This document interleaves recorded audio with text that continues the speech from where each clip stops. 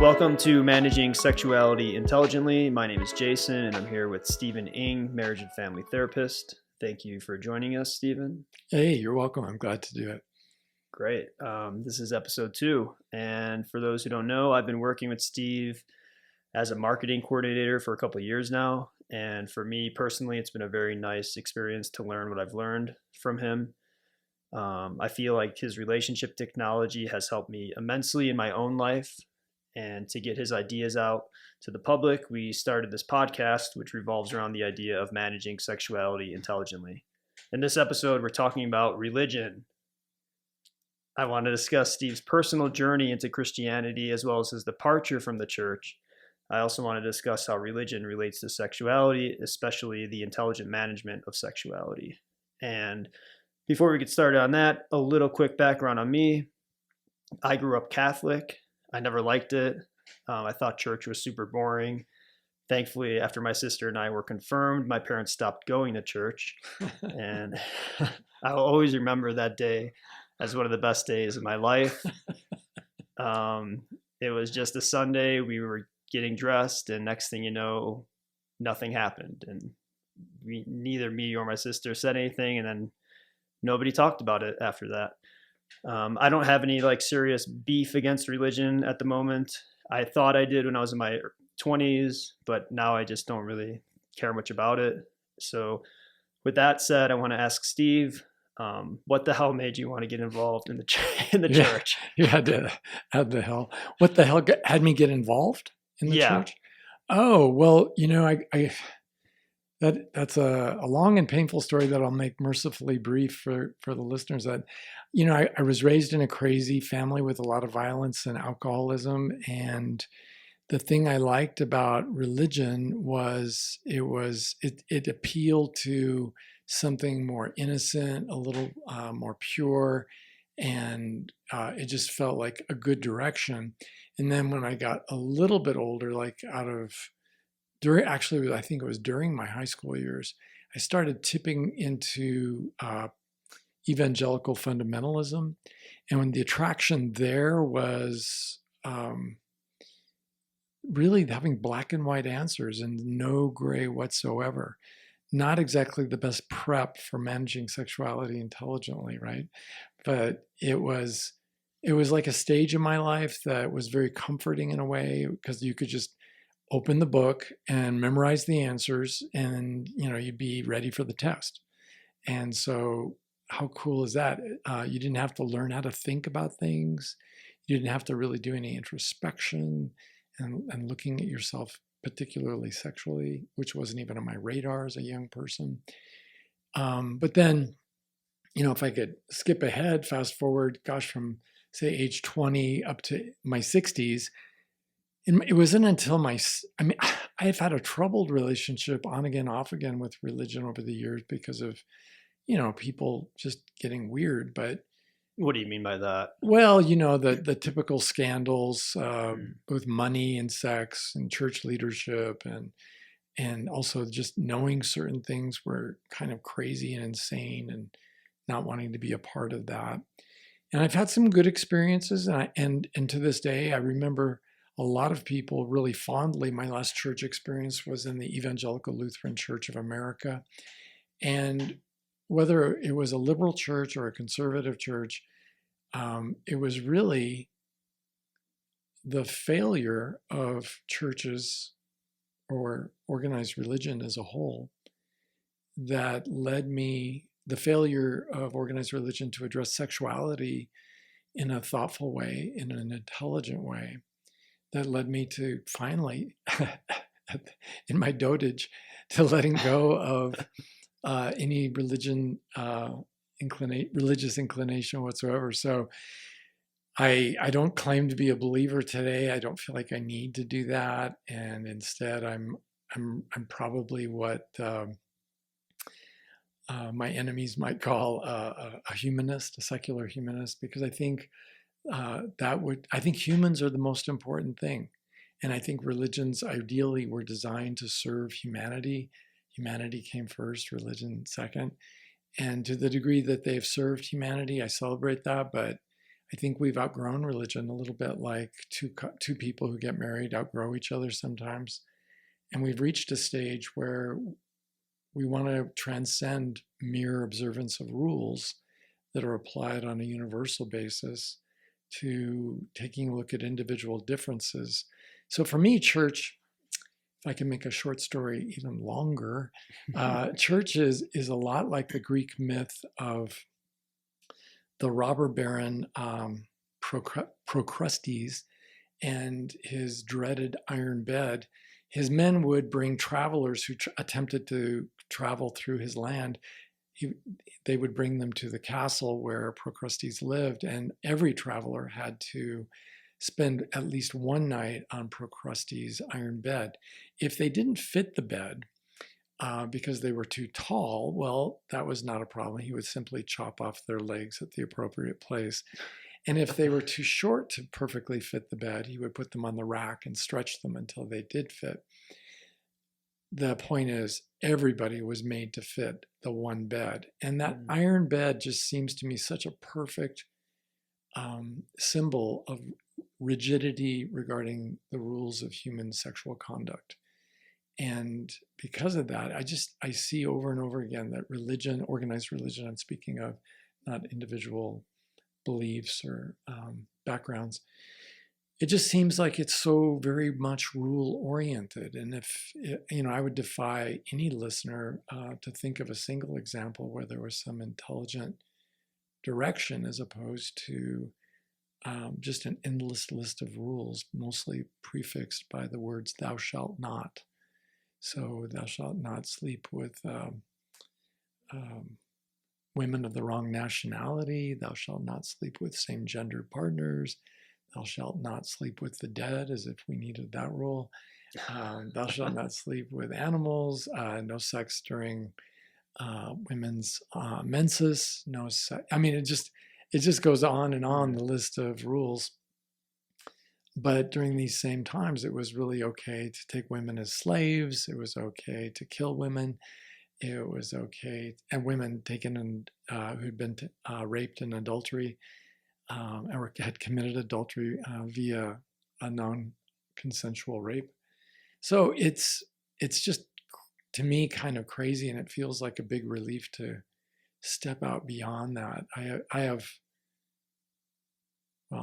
have clients who have committed sex crimes, and they are represented at the exact ratios they live in the community. So if I have 10% Catholics, I'm going to have 10% Catholic sex offenders. If I have 1% Jews in the community, I'll have 1% Jewish sex offenders.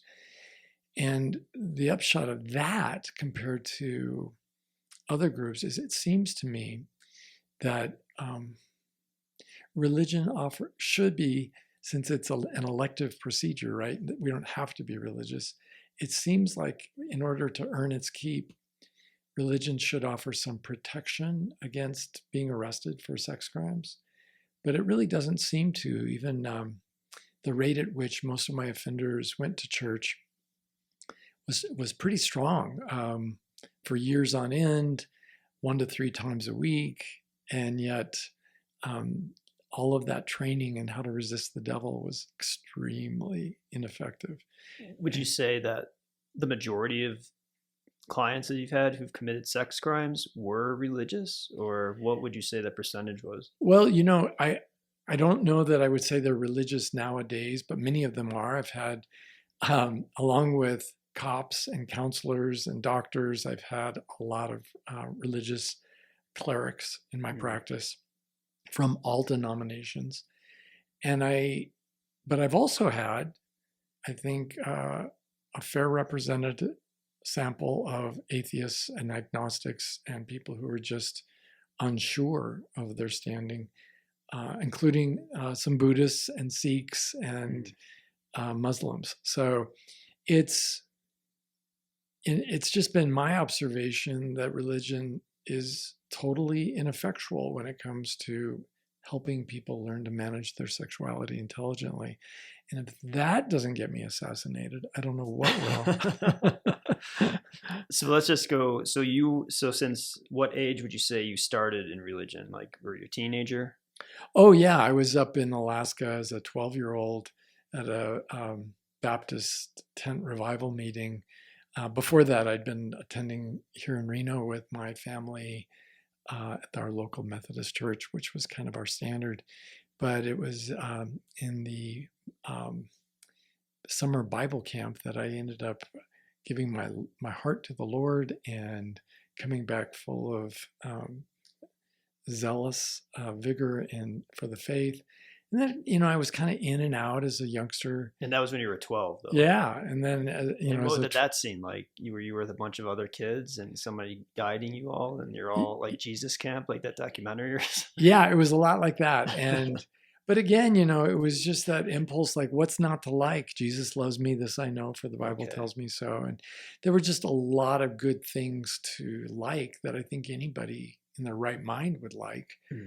Judge not lest you be judged. And Jesus loves all the little children of the world. I mean, those are very comforting words. Yeah. And I still find comfort in those words, even though I'm not a believer. Well, I think, yeah, coming from that, the family, I think, had a big reason for you going there, obviously, because my family was just middle class, Illinois, southwest suburbs of Chicago, very boring, just like normal family. I mean, just had its own issues, but the kind of family I envied growing up. Yeah. Thanks a lot for bringing that up. I hate you. But though church, though, like when we would go, it was, to me, I don't know if I related to anything like that it said. Even if it said Jesus loved me, I didn't feel necessarily, I don't know. It just was something that I wanted to be out, like playing with my friends. I wanted to be out, like doing other things. And I know Jesus loves me. Okay. I got it the first time. Yeah. I think it's just different and for different experiences. And, and it's kind of like sexuality, we're all so different. And when it comes to our psyche and where we are emotionally, developmentally, and all the rest, we all experience religion in different ways. And in my family, it was not a control issue. My mother was never pressuring me to do anything. And so I didn't have the whole, you have to finish so you can get your abracadabra to be a real Catholic. I didn't have any of that kind of stuff. Yeah, I felt like mostly church to me felt like a insurance policy into heaven. Like getting baptized was like insurance, and then fire insurance. Yeah, getting communion and confirmed, and then it was like, okay, we did all the things, we're done. We don't have to go back here. Yeah, this is nailed shut, and we don't need to do any more. And I think for a lot of people, church in that way feels rather empty and hollow, more ritualistic than anything else. But as I got into it more and more, it really appealed also to, my inner need for control, because having all those answers kind of resolved a lot of the chaos and confusion in my home and in my own mind growing up. So there's just these rules, and if you just follow these rules, then you too, my son, can be perfect. So it was like a guidebook that you were following that allowed you to become an idealized human. Yeah, sort of like an owner's manual. This is what you're supposed to do. And it really didn't really occur to me, because I think, like most Americans, it didn't occur to me that it wasn't working or it wasn't helpful, because I wasn't really dealing with issues that I knew personally really well. Like, who knows what happens after you die, right? None of us know that. And who knows whether or not certain things should be right or wrong. But if that's the rule, well, that's the rule. But when it came to human sexuality, I really felt disappointed over time that, gee, if there is a God and he did make us, he really should understand us a little bit better sexually. Certainly better than Stephen Ing does, because I feel like I can understand people better than the God of the Bible can. And when it comes to sexuality, like, why do people fail? And for the Bible, there's basically one reason, right? It's because they're evil. And that has so influenced our whole criminal justice system, because when people commit sexual crimes, even crimes without a victim, even the most minor crimes, well, they need to be punished. And that's sort of our mindset we go into, with the idea that we can punish our way into mental health. And I say mental health because there's a consensus that anybody who would do any of these deviant sexual acts must be sick, but you can't have it both ways. It's either a sin or it's sick. And if it's sick, then there's a need for a treatment. And that treatment can't be just getting yelled at and thrown in jail. Yeah. So it's been very frustrating looking at the way society deals with this. But I think we're all so influenced by religion. Even the atheists among us, it's like we have religion in the air here in America, and it just permeates, our lungs and gets into our red blood cells and goes throughout the body. And we tend to have religious-based reactions to so many sexual things.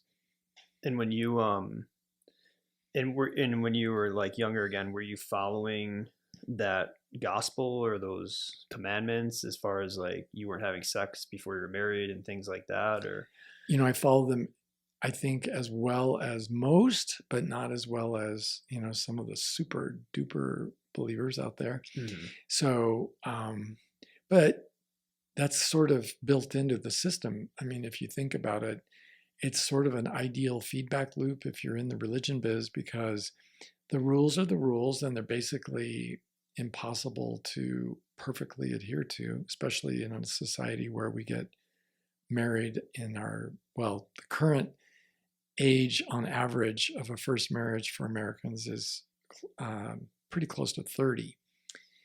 And you hit puberty at around 12. So it's just a mere hop, skip, and a jump of 18 years Mm-hmm. to remain sexually pure until you finally get married. And, in the meantime, if I challenge our listeners to just open up Wikipedia and take a look at the article on masturbation and religion. There's virtually no religion in the world that is even moderately okay or moderately accepting of masturbation. So all these young people are sinning, and they kind of know they are, instead of keeping these sins secret. But that helps them increase their isolation and their guilt. And then they confess to God, and that brings them back to religion. So they get another dose, and then they try harder, and then they fail again, and then they have to come back to religion to get forgiveness. And what does that do in like somebody's mental state to be constantly doing something that, say, masturbation, and that you think that it's wrong, and then it's a sin, and like you're constantly struggling whether or not you're going to heaven or hell. And it's like, if that, like, do you have any insight into that as far as like over years and years of doing that sort of thing? Yeah, there's this phrase cognitive dissonance that I think we've used before on this podcast. And it basically, I believe one thing, but my behavior isn't lining up with that belief. And so there's a dissonance between my belief system and my behaviors.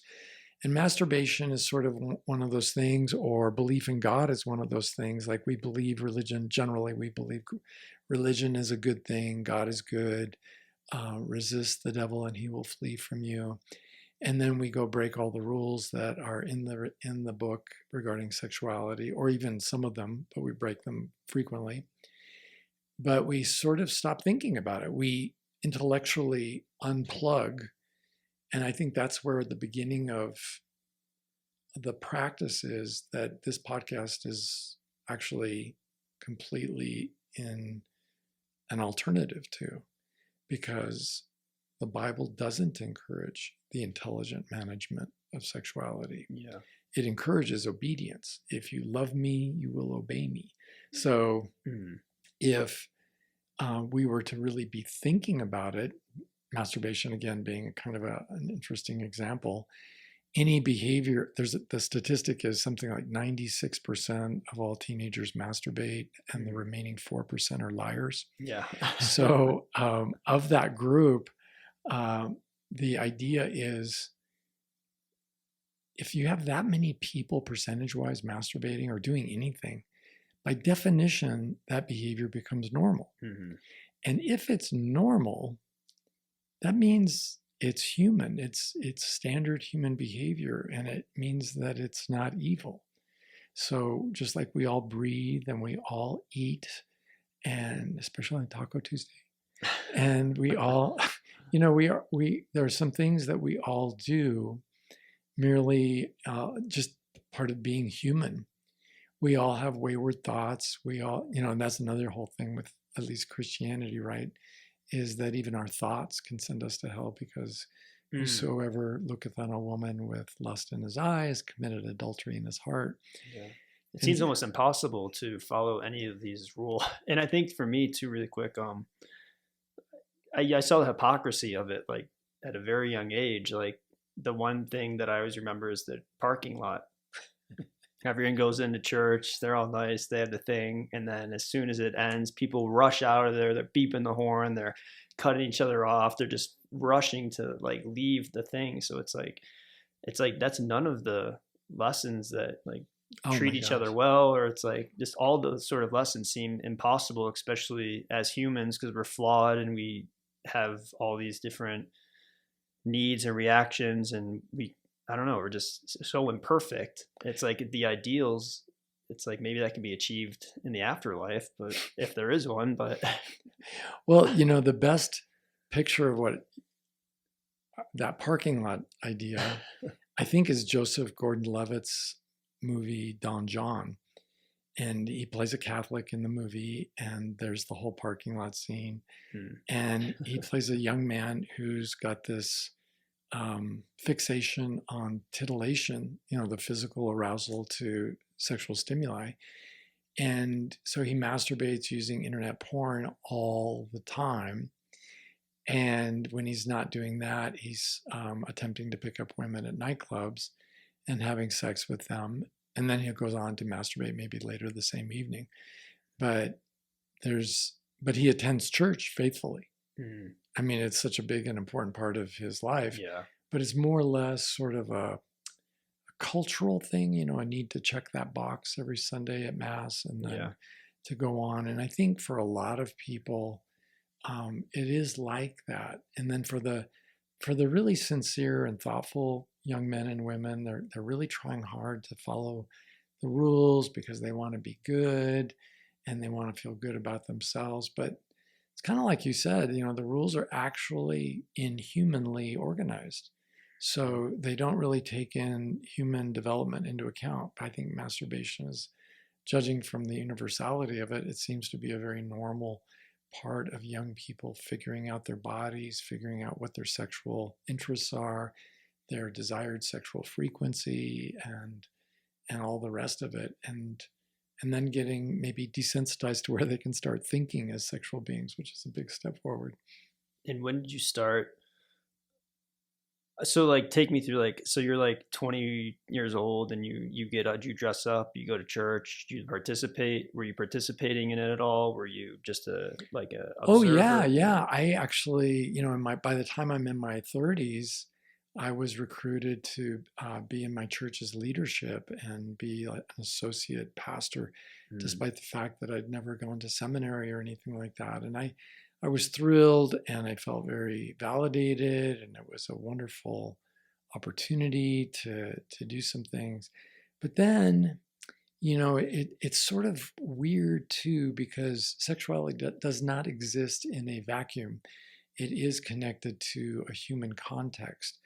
And I think most of us think that if you really get involved in church, it just gets deeper and richer, and you're going to be more really meaningfully connected to brothers and sisters in Christ and to God Himself. But really, as you get into it, it's sort of like the scales fall from your eyes, because you begin to see how every one of us has feet of clay, and we're all just really very human. And we all have some sexual hangups and irrational beliefs and behaviors that are self defeating.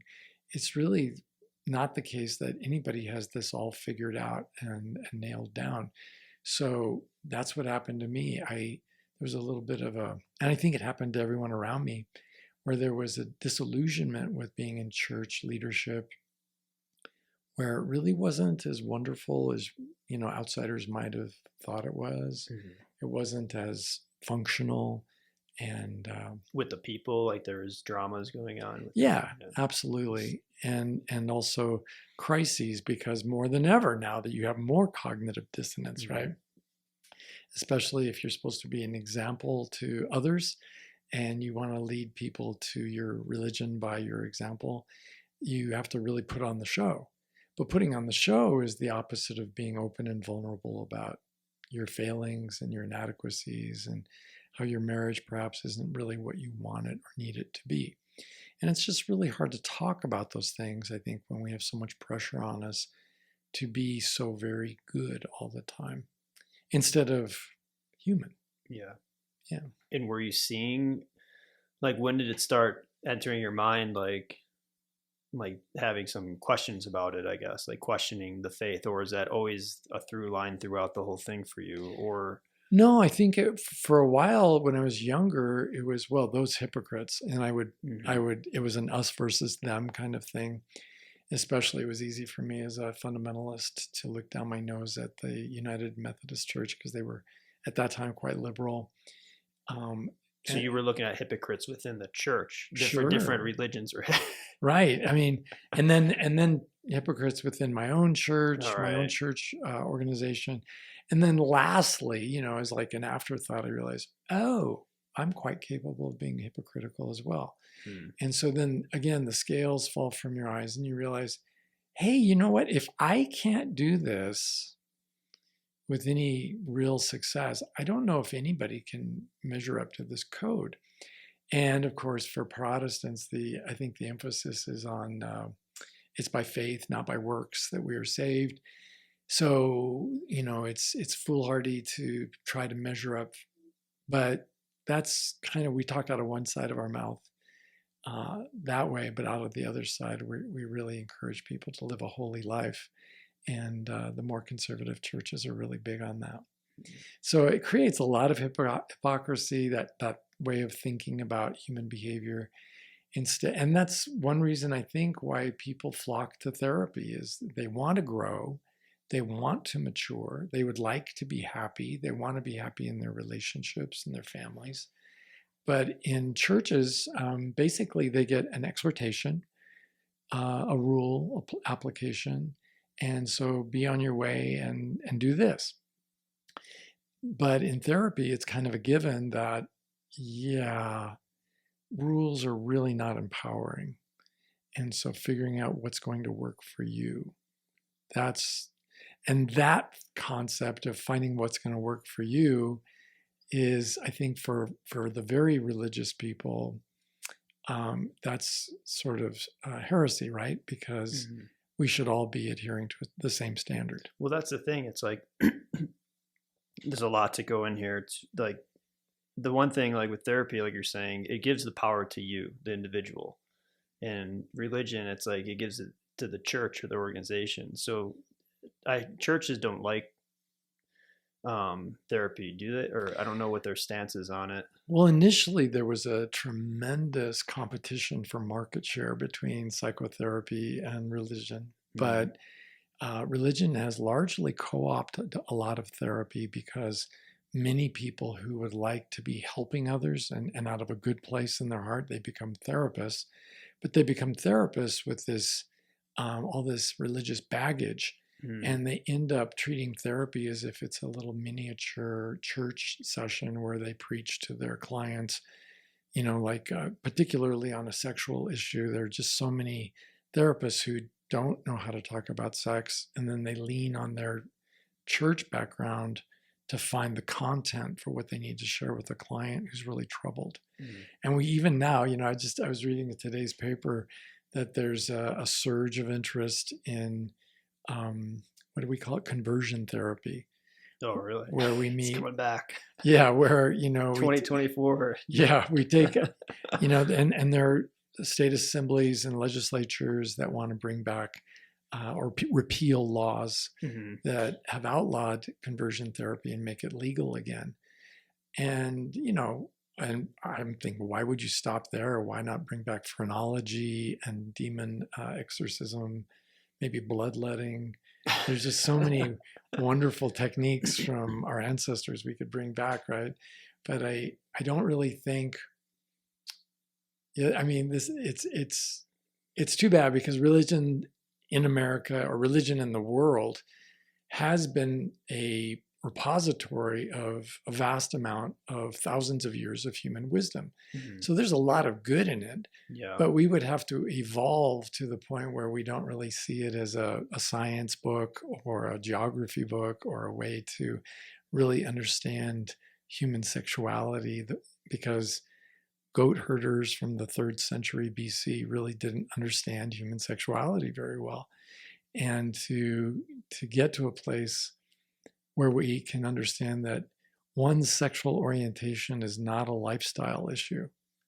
Oh my God, if we could just get to that one place, that would illuminate how very silly it is for us to consider conversion therapy as a real option in trying to help people.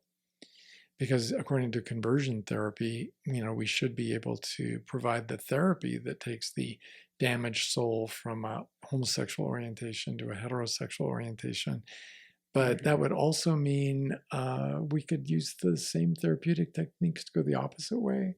Yeah. And so it seems so crazy to me, as if it's a choice that people make. And I have yet to meet the heterosexual who would say, after thinking about it, that their heterosexuality was a choice, that on any given morning they could decide to play for the other team and just give it a whirl just to see how it goes. I've Yeah. never met that person. Yeah, in an older podcast that you had, the Just Asking, you said something about Mike Pence waking up one day and being like, today I'm gonna be gay. Yeah, I just want to understand what's the attraction anyway. And I think what's weird about in this conversation, I think for me is it's as if we're all in these little splinter groups or interest groups with our sexuality, when actually humanity has far more in common than we do different. It's just that there are some slight differences, and at least I consider them slight. But I've never, I do a lot of group therapy, and in my groups, it's very common for it to be a mixed group of hetero and homosexual men. And the heterosexual men have no problem understanding the gay men, and the gay men have no problem understanding the heterosexual men when it comes to having a sexual appetite. What do you do when you're horny? How do I make these relationships work? How can I get to a more truly meaningful connection and not just a sexual one? And everybody's got the same issues and problems. It's just there's a little bit of difference around the edges, I would say, from my perspective. Yeah. That that we can all really understand each other if we could get off of judging each other so quickly. Yeah. So what about religion? Like, what was it doing for you personally? Were you just trying to keep it for a relationship to God or the community, or what was it like? What kept you going from your teen or from 12 to 60? You said 60 was when you got out of it.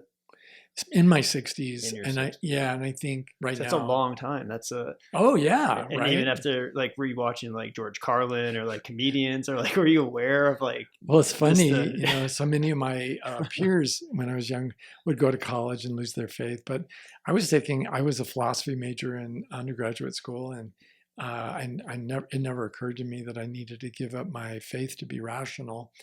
And then but it was really about sexuality. That was the end of it for me, because I still always liked and appreciated the poetry of the Bible. I even enjoy literary references that are biblical, like in Shakespeare or a movie like the Book of Eli.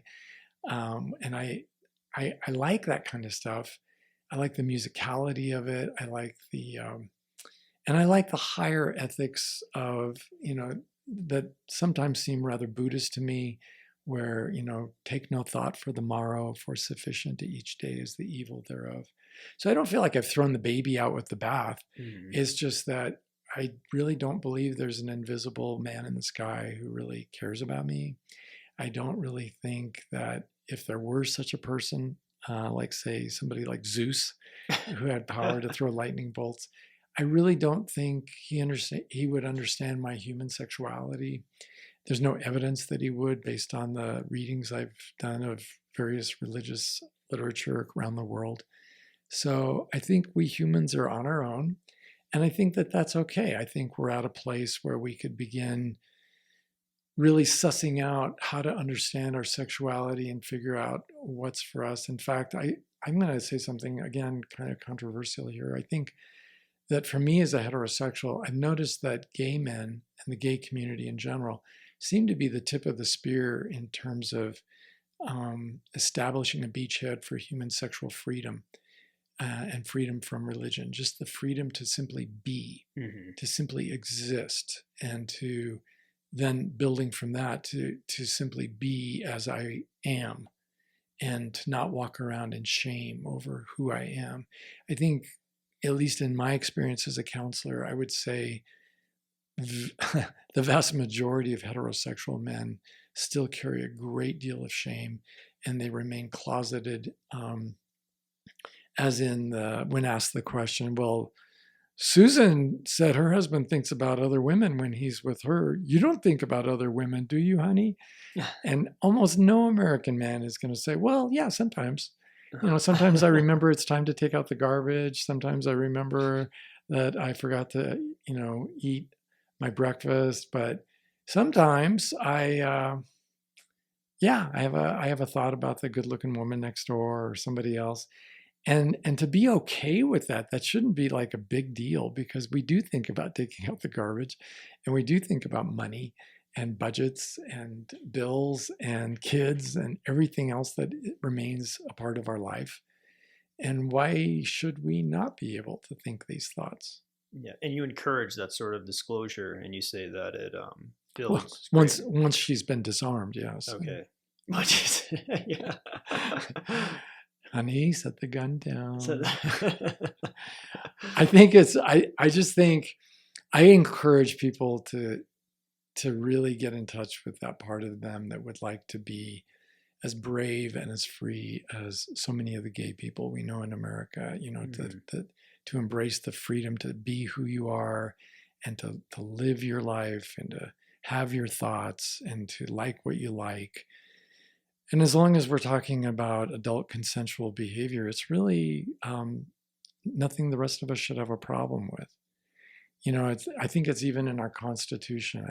I mean, in the Ninth Amendment, it says the codification or the enumeration of certain rights in the Constitution shall not be construed to deny or disparage others retained by the people. And I think, to me, what that means is that when I think of the boys at Valley Forge freezing their butts off, I don't think they were fighting for a country that would tell us who we can marry and who we can't, Mhm. or who we can be sexually and who we can't. At that time in American history, abortion was widespread. Benjamin Franklin had a formula for an abortifacient that women could take to terminate pregnancies.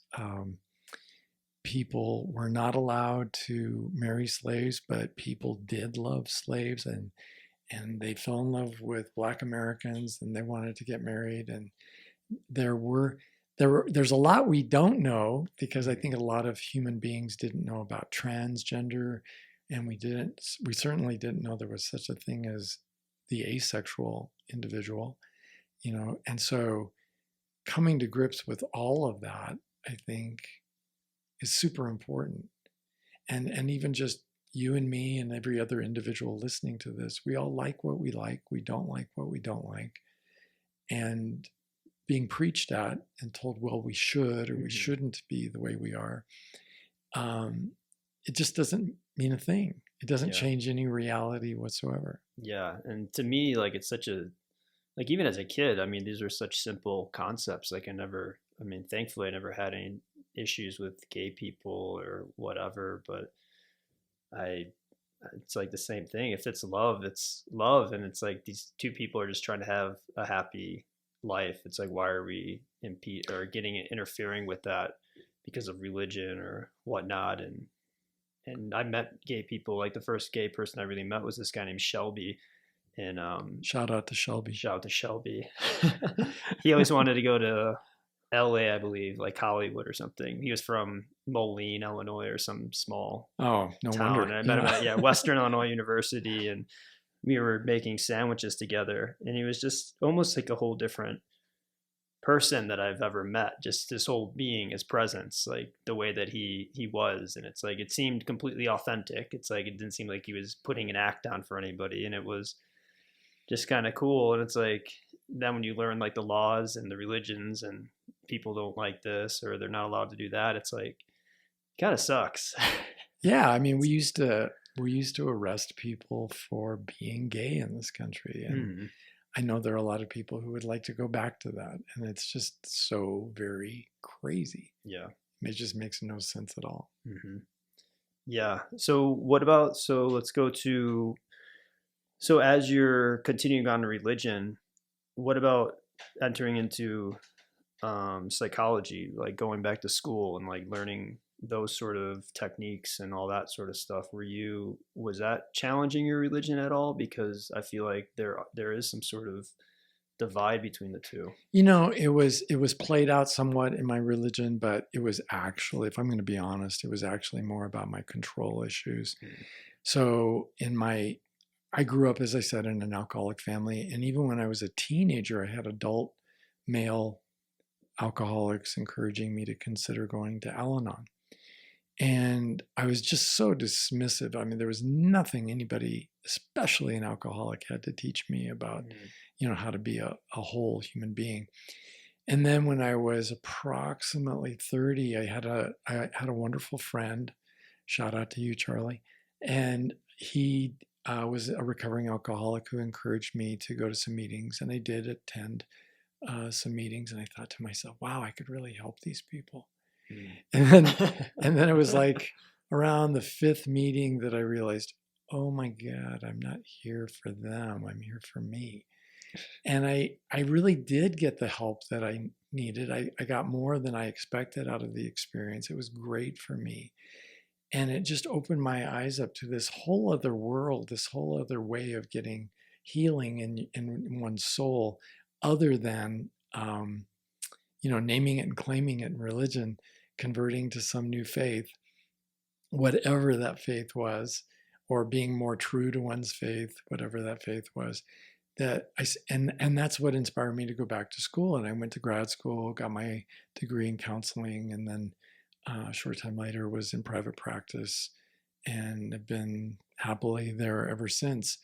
And I don't try to talk my clients out of being religious. For those who are religious, as long as it's working for them, I think that's fine. Mm, But I also don't try to sugarcoat that often religion's not going to have the answers they're looking for. And most of them, that's an easy ask, because that's why they're in my office. If their religion was answering these questions, they wouldn't have shown up in my office. mm, But once they find some answers that work, then the problem becomes one of synthesis. How do I take this answer that's working and blend it into my faith? And I spent the majority of my adult years doing that, like post 30. I think I spent a good 30 years trying to take what I knew to be true from just knowledge and logic from science, and then blend that into my faith. But I just keep coming up against this wall of ignorance regarding human sexuality. And that's when I was finally set free, to use some Bible mm. terminology, from having to believe. I didn't really think I had to believe anymore after that. Were you dealing with your own, I guess, repression of sexuality Oh, throughout your life, I guess? Because yeah. I and trying mean, to be more of a sexual person, like, did you have a big journey as far as that goes? well, I think we're all sexual persons. And if I were any more of a sexual person, I think my head would explode or I would get arrested. But I think um, to become freer, as I mentioned earlier, to just be at peace with my inner self, and to be okay with that person that I am. I was a little bit like, I had a client who was very religious in a small town here in Nevada, and he was a part of the most fundamentalist church in his small town that he could find, and he was gay, gay, gay. I mean, really gay. But he also had a belief. And yet, as time went on, it was just awkward. And I can see why churches sometimes are suspicious of psychotherapy, because he would come into my office and get some acceptance, and then we would just talk about how to manage his life intelligently. And then he'd go back to the church, and there'd be another sermon on how it's so very wrong to be homosexual. And he realized eventually, hey, wait a minute, these guys hate me. And he just decided he didn't need to hang out for that anymore. So he didn't, and he moved on with his life. And he's still a very spiritual human being, and he still pursues a spiritual practice. It's just that, frankly, religion, organized religion in particular, has become increasingly irrelevant, as it has for many millions of us in the United States. Mm-hmm. Do you think that they would ever? I feel like Christians change a lot, like they adapt. I went to one time in Chicago. I went to a Christian church from my ex girlfriend with her roommate and somebody else, and it was in Lincoln Square, which is kind of like a hipster neighborhood. And I remember the pastor was wearing a jean jacket, and they had gluten-free communion. What? Yeah. Oh my God. And it was like, and it was just like they were just like making up their own rules. I mean, at a certain point. Yeah, like, I think it's a little bit like, if I could say this comparison, it's a little bit like corporations of any kind. Church, the Catholic Church, I think, is given the credit for being the first corporation, first corporate model, and back in the Middle Ages or early Middle Ages, and for I think Exxon to go from being a corporation that depends on some science, specifically geology, to then go to great lengths and spend millions of dollars repudiating the science on global warming and digging in deeper for more fossil fuels. I think the church does the same thing, because corporations are like people. They're not people, but they are like people in that they want to survive. Mm-hmm. And they don't care who they have to kill to survive. So that's, I think, in America, we have that liberty for churches to be whatever they want. And thanks to the conservatives, we had the Freedom of Religion Act, which actually, of all the things that it did, it freed up those who like to use ayahuasca in their religious journeys. Mm. They can legally bring ayahuasca in through the airports and serve ayahuasca in any community in America, and the government can't say anything about it. So we've certainly changed. We've evolved, but I don't know that in terms of sexuality that there's been any positive evolution.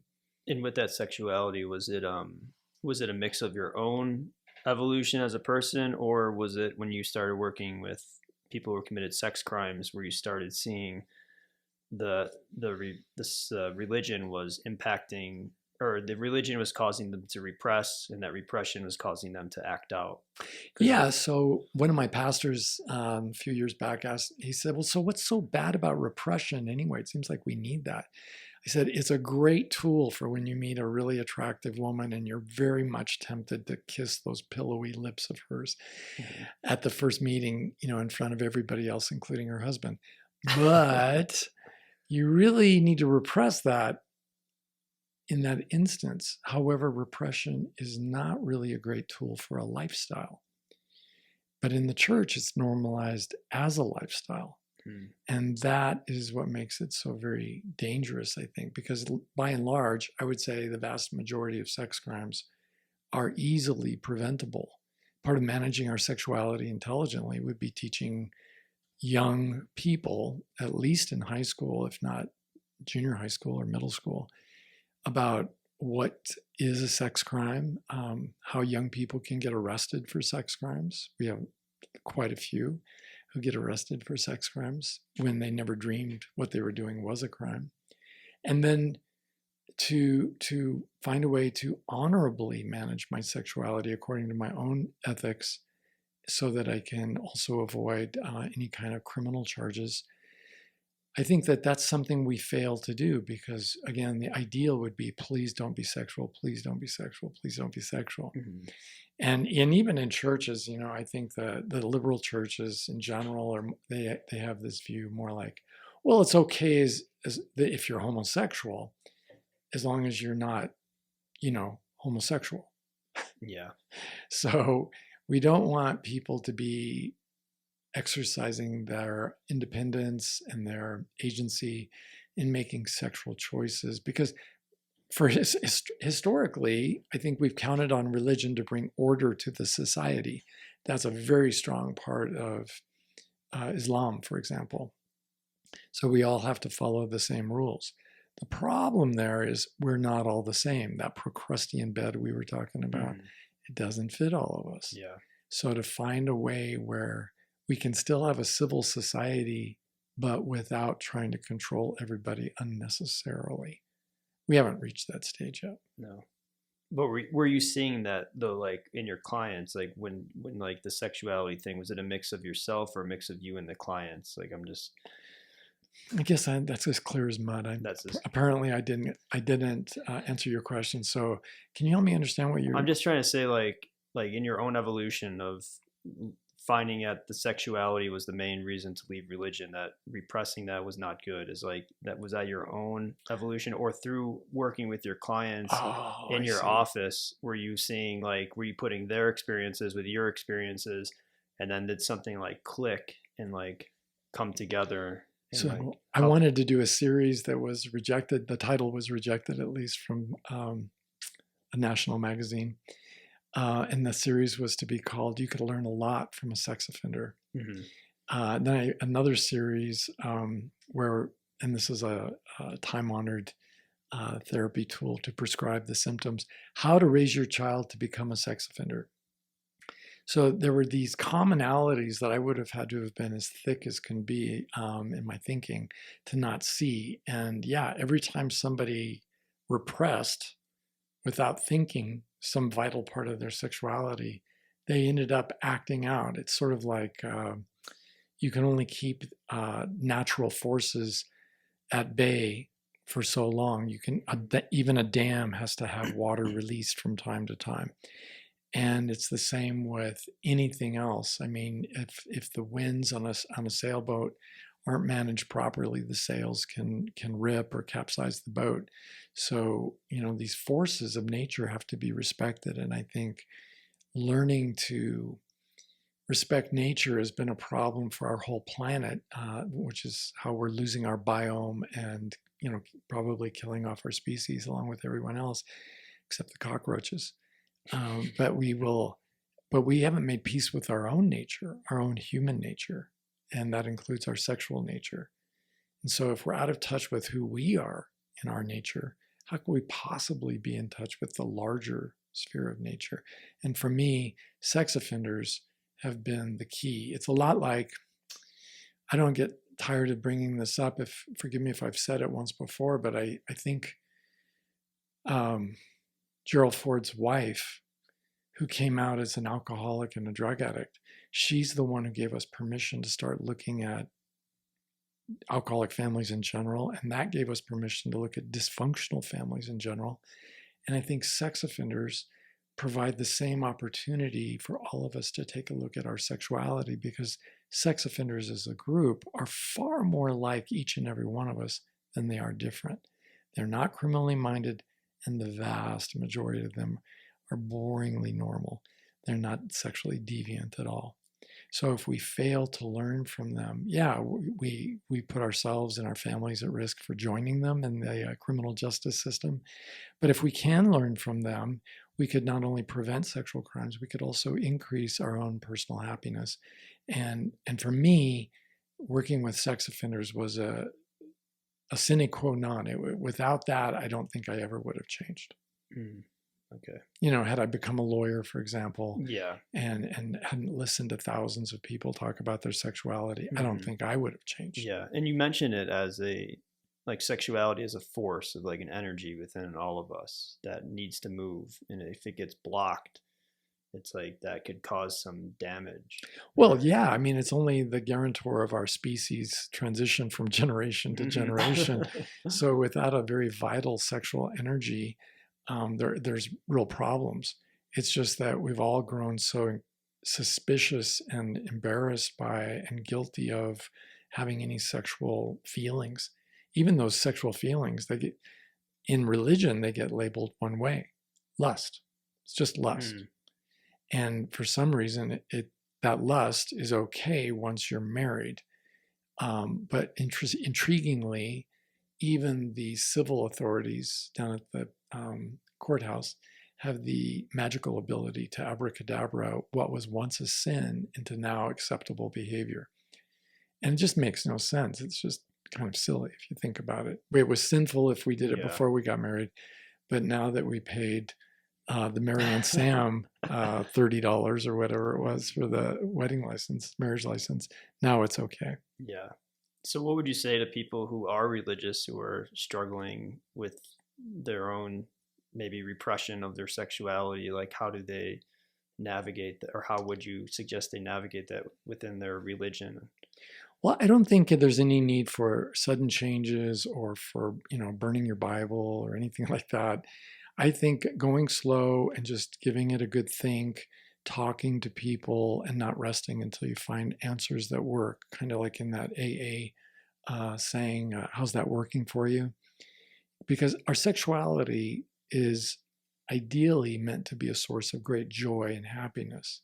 It's not supposed to be a burden Mm, that makes us miserable. yeah. So if my marriage isn't working, if my sex life isn't working, whether I'm married or single, I think finding the people who can help with that, whether it's in the form of a book or it's in the form of a counselor, I think that's really important. And it's a challenge because most books out there that talk about sexuality generally are of the sort, take tab A and insert it in slot B and kind of explain how to do intercourse. There are very few that explain human sexuality in a helpful way. There is one book I wrote called "We're All Like This" that was used at the college level for a long time. It's very simple and straightforward and talks about human sexual needs. That might be a place people could start. Mm, That's available on Amazon. And I think it's the challenge too is finding the right therapist because frankly, I'm at least in my experience locally, most every therapist who hears the word sex come up in a conversation, they generally immediately refer the client to me mm, as if I'm the only one competent to talk about sexuality. I know that isn't true because there's some pretty fantastic therapists in this community, but I think they're so rare. And I think colleges do such a horrible job of teaching therapists how to talk about sexuality in a way that's empowering and not merely reflective of one's individual moral code. mm. That's great. And how would you say, or where are you at now with as far as like religion or spirituality goes? Are you, I know you're done, you're out of religion, you've been out since you're in your 60s. And then what about, do you have a practice? Do you have things like, what do you believe in? Oh, I do have a practice, and I'd love to talk about that. I don't know if we have time today, but I'd love to talk about that. It's just that I want to first say what works for me might work for no other human on earth. Mm-hmm. So, Yeah. but what I found was I'm still a spiritual being, and for me, I really like the Tao and reading Jonathan Starr's translation of the Tao Te Ching really works for me. I read a verse every day. There are 81 verses, so I read it 3 times. And by the end of a quarter, that means I've read the Tao 3 times, Mm. and in a year 12 times. After that, well, that's the end of my practice, and it just gives me something to really some big ideas to try to meditate on the rest of the day. And then before that, because I've avoided science and anything that was smacked of science because I thought religion had all the important answers, I always read some sort of science book, whether it's a pop science book or something far more challenging. And then before that, this is another thing that I think is related to sexuality. I always read a poem from a poet that I find particularly compelling. And I'd rather not mention the poet that I'm reading right now, but because I think in general here in America, we're as good at teaching poetry as we are at teaching sex ed. In other words, we suck. And so, to have a book of the world's greatest poetry or America's 100 best poems, I think is incredibly stupid. It's like a book of America's 100 best girlfriends, giving you the idea that you should like one of these. If you don't like one of these, there's something wrong with you. And instead, I think finding a poet who speaks to me has been extremely helpful, because poets are kind of the prophets of our time. They just, their brains make links to big ideas, and they tend to be very spiritually minded, looking at nature. So I started with Mary Oliver during the Trump years, and I moved on to W.S. Merwin, and I've continued on from there, and it's been an incredible journey. And then there are amazing poets who are absolutely wonderful, like Emily Dickinson, but not for me. So it's like that wonderful girl auditioning for a leading role in your life, and all the other guys are jealous that she's interested in you. But you get to know her and you realize, yeah, I can't be with this person. Not for me. So that's, I think, just having the confidence to think that way kind of leads to greater sexual freedom. So poetry, then science, then the Tao, and some meditation on those three things. And that begins my day. And that's been sustaining me for some 6 years now. Nice. Yeah. And then as far as just religion and sexuality, do you feel the most free that you've been, I guess, sexually? Oh gosh, yeah. And is that something that's an ever evolving thing where you continue to get more free with it, or? Well, that's a really great question. And the answer is yes, because I don't think any of us know ourselves fully.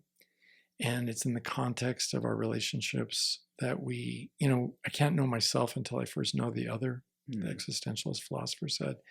And I think being in a relationship where you go deeper and then deeper still and deeper still, I think it's an incredible journey that has, I think, an infinite length ahead of it.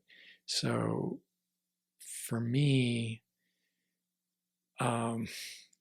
that spirituality and sexuality are inextricably linked. I'm kind of glad you asked me about the spirituality, because they're each such very intensely intimate parts of who we are. And I think they're each very highly related, because when it comes to sexuality, that was the original source of shock and awe for the human race. And religion came up shortly afterwards, and started, well, not shortly afterwards, thousands of years after our species appeared, we developed religion. And then the two started competing, not so much sex, but religion with sex. And I think that's why religions tend to be so fearful of sexuality, because sexuality, when you look at someone you love and you're in a sexual relationship, you can't help but see transcendent beauty, deeper meaning. You can't help but feel a sense of the sacred and of awe and of transcendent gratitude for what life has brought you. So I don't need to go to church to get that. In fact, church is really a pale imitation, a counterfeit, if you will, of that kind of experience when you're with someone you really connect with. Nice. And yeah, one last thing to close. Yeah, that reminded me of one thing you said again, because I do your marketing. You mentioned this guy, Sir Thomas More, I believe his name was. Did I mention him? Yeah, and something. I mean, you said that he said religion and sexuality are far more, something like that. They're far more closer than we may believe, and that happened back in you could tell the story. Well, no, that's actually, now that I think you must have been reading something I wrote a long time ago, because I did write down a quote from him in a book that hasn't been published yet. It was Daily Meditations on Sexuality, and the quote from him said just pretty much exactly what you said, that the two are far more alike than we ever would have dreamed. And I think that's why. And it's unfortunate that religion has treated sex as if it's the the shameful black sheep of the family. It's like, ugh, a necessary evil, just to procreate. But no, it's actually, if there were a God, he would have been the one who created sexuality, and nothing he created is said to have been bad. It's all, good. And I think that when we talk about the human body, I love the idea that, we're each created in God's image. So there's something that when we look at each other, particularly really look in the most intimate of circumstances, say in the bedroom, I think then we really are seeing the divine. We're seeing something that is beyond what we normally experience. And I think that sex without religion then frees us up to something I hope someday we can talk about, which is, really sex being God's playground for grown-ups, where it's meant to be a joyful and playful thing, as well as, awe-inspiring and spiritual. Yeah, that's great. It's a great spot to end. Yeah, so let's wrap it up there. So thank you again for so much for having this chat. And yeah, we'll definitely be getting into more stuff. So stick around for more. And any, any final words? Nope, that's it. That's all. I'm shot. All right. Thank you all for listening, and stay tuned. Come back for the next episode. Thanks. Goodbye.